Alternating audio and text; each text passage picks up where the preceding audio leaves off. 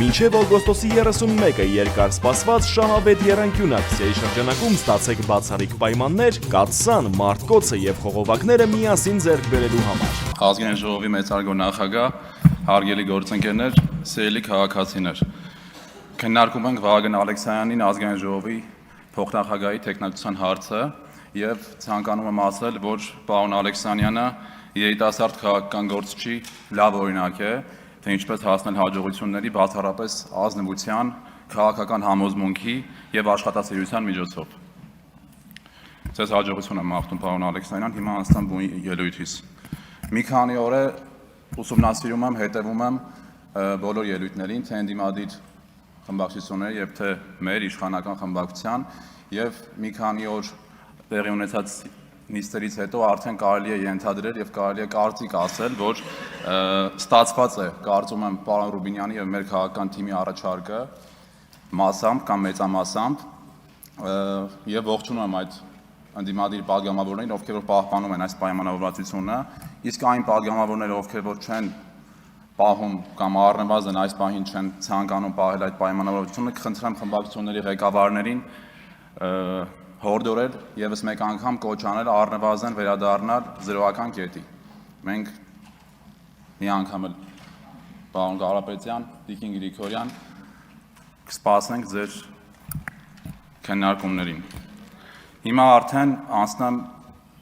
ելույթներին, որոնք որ տեղի են ունեցել վերջին օրերին եւ անդրադառնալ պետք է անպայման եւ սկսեմ իհարկե իմ նախկին եւ արդեն ներկա գործընկեր Մեսրոպ Մանուկյանից, քանի որ Երևանի ավականիում միասին ենք աշխատել եւ այժմ միասին ենք աշխատում գրքին։ Պարոն Մեսրոպ Մանուկյան,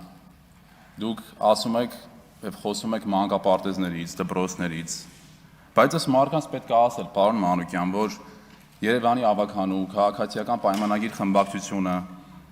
հիմնել էր քննիչ հանձնաժողով, որը քննում էր 90-ականներից մինչև 2018 թվականը օտարված մանկապարտեզների հարցը, ում օրոք է դա տեղի ունեցել, ինչ պայմաններում, եւ հրավեր է ուղարկել ընդդիմադիր խմբակցություններին, այդ ժամանակ դուք այնտեղ ընդդիմադիր խմբակցության անդամ եք, եւ դուք չեք եկել եւ չեք մասնակցել այդ քննարկումներին։ Դրա մասին պետք է այս մեր գործընկերները բոլորը իմանան, իհարկե մեր սիրելի քաղաքացիները, ինչի համար դուք չեք եկել մասնակցել այն քննարկումներին, որը առաջնային է եղել Հայաստանի Հանրապետության եւ Երևանի համար,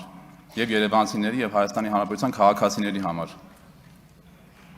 Գայք հասկանայք, որ նախագահի, որ քաղաքապետի օրոք ա եղել այդ օտարումները, որ այսօր գիշերային ակումբներ, հյուրանոցներ են դարձել այդ մանկապարտեզները կամ մասնավոր այլ սեփականություններ, ու դուք այսօր եկել եք ասում եք, քանի մանկապարտեզ եք դուք կառուցել կամ նորոգել կամ հիմնանորոգել։ 2020 թվականից մինչև 2026 թվականը 43 մանկապարտեզ է հիմնանորոգվել եւ նորոգվել, վերակառուցվել Երևան մայրաքաղաքում։ Եվ այժմ կան բազմաթիվ մանկապարտեզներ ընթացքի մեջ, որոնք կատարվում են շինարարական աշխատանքներ։ Կան խնդիրներ, այո, իհարկե կան խնդիրներ, որովհետեւ այնտեղ չկա խնդիր, որտեղ չկա աշխատանք։ 300 դպրոց 500 մանկապարտեզ կառուցող կառավարությունում չեն կարող չլինել խնդիրներ, եւ մենք հենց այդ կառավարությունն ենք։ Կամ ասենք խոսում եք ինչ-որ շինարարական տենդերներից, դուք չգիտեք ին վերաբերմունքը ոնց է առհասարակ անբարեխիղճ շինարարների նկատմամբ ու մասին, անկախ իր քաղաքական պատկանելությունից։ Ասում եք ԱԲԲ-ի մասին, ԱԲ-ն Քոչարյանի հետ փոխկապակցված ինչքան էլ պարոն Քոչարյանը հիմա մերժի, բայց ասում եք հերո բարեկամ է, բայց բարեկամ է։ Եթե մենք քաղաքական հետապնդող լինեինք, պարոն Քոչարյան, մենք կթողեինք ձեր հետ փոխկապակցված անձը թեկուզ հերո մասնակցել տենդերի շինարարության, ու հանրապետությունում բազմաթիվ են այդ տենդերները, որոնք որ ձեր հետ փոխկապակցված մարդիկ են հաղթում։ Նախկին իշխանությունների։ Պարոն Մանուկյան, ես բազմիցս ասել եմ, այն մարդը, այն պաշտոնյան, անկախ իր պատկանելությունից քաղաքական եւ այն բիզնեսմեն, ով որ հարկատուների վճարված գումարները կվատնի, այդ մարդը պետքա դատվի ու դատվում են այսօր, ու էլի դատվելու են։ Ու ես այն մարդն եմ, որ միշտ լինելու եմ այդ թեզը առաջ տանող, անկախ իր քաղաքական պատկանելությունից ու անկախ իր զբաղեցրած պաշտոնից։ Հաջորդը ցանկանում եմ անդրադառնալ Տիկին Աննա Գրիգորյանին, Տիկին Գրիգորյան, ասում եք Կապանում կա մի տարածք, որը որ պատմամշակութային է, եղել եւ կա, գոմ էր, եւ մենք այդ գոմ հիշեցնող տարածքը վերցրել ենք իմ ձեր ամուսնու ընտանիքը եւ բիզնես պրոյեկտ է իրականացրել, ինչ վատ բան ենք արել, որ բիզնես պրոյեկտ ենք իրականացրել, Կապանը չուներ սկոսերա, հիմա արդեն ունի սկոսերա։ Բա գնացեք Ռոբերտ Քոչյանին հարցրեք, խիա պատմամշակութային տարածքը գոմ, ինչպես դուք եք անվանում։ Այդ մեր կառավարությունն է, որ պատմամշակութային կոթողներն ու տարածքները բազմաթիվ ու տասնյակներով վերակառուցում ու վերանորոգում է։ Ու այն եկեղեցին էլ, որը որ իրանցում է այսօր Հայաստանի Հանրապետության տարածքում, դուք ասում եք Ադրբեջանին անցնում, էդ էլ։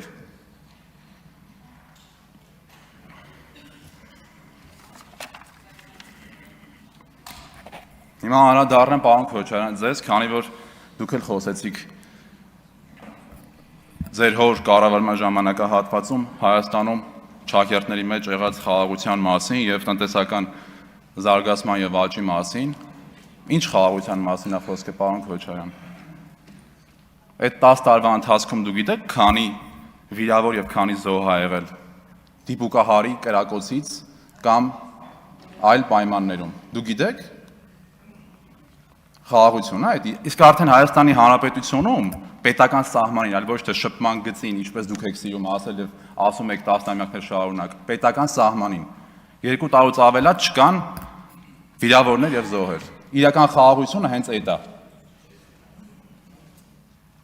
Շփման գիծ։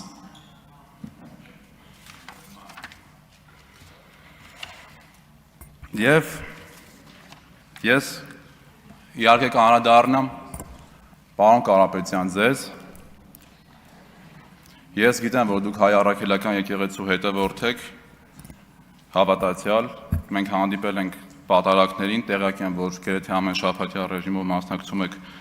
Սուրբ Սարգիս եկեղեցում պատարակներին, ենթադրենք, ես 2 հարց ունեմ, էլի ձեզ, խնդրեմ ձեր ելույթում կամ հնարավորության դեպքում պատասխանել։ Ենթադրենք դուք չգիտեք, որ հայ առաքելական եկեղեցում կա կուսակրոնության ուխտը խախտած եկեղեցական, ընդ որում բարձր մակարդակի եկեղեցական, ինչպես կվերաբերվեք դրան, եթե դուք համոզվեք կամ եթե դուք ինքներդ ձեզ համոզեք։ Եվ մի շատ արդիական հարց եմ ուզում ես ձեզ տալ, որը որ վստահաբար առաջիկա 5 տարիներին քննարկվելու է Հայաստանի Հանրապետության ազգային ժողովում, ուր են 300,000 ադրբեջանցիները, պարոն Կարապետյան։ Ինձ բազմաթիվ քաղաքացիներ, մենք քարոզչություն ենք իրականացրել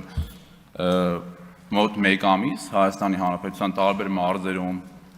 Երևան քաղաքում, Երևանի վարչական շրջաններում հարց են ուղղել, ես հիմա որ գամ ձեզ հարց տամ, ասան խնդրում ենք, մոտ Նարեկ Կարապետյանին հարցրեք, խիա մեզ սպառնացել, խիա մեզ ահ տվել, ուր են այդ 300,000 ադրբեջանցիները, երբ են, ինչ ա լինելու իրանց հետ, ով դրա պատասխանը ով ա տալու, պարոն Կարապետյան։ Մեր ժողովրդին վախեցնելու, մեր ժողովրդին ահ տալու պատասխանը ով ա տալու։ Ձայն կորզելու միջոցեր, թեզեր, այդ թեզը կոտրված է։ Այդ թեզը կոտրված է։ Որովհետև դուք անգամ այդ դեպքում ընտրակաշառքի միջոցով եք այսօր հայտնվել Հայաստանի Հանրապետության ազգային ժողովում։ Բազմաթիվ են ապացույցներն ու հրապարակումները, բազմաթիվ։ Խնդրում եմ այս հարցերին կանրադառնաք, ուրախ կլինեմ լսել, շնորհակալություն, այսքանը։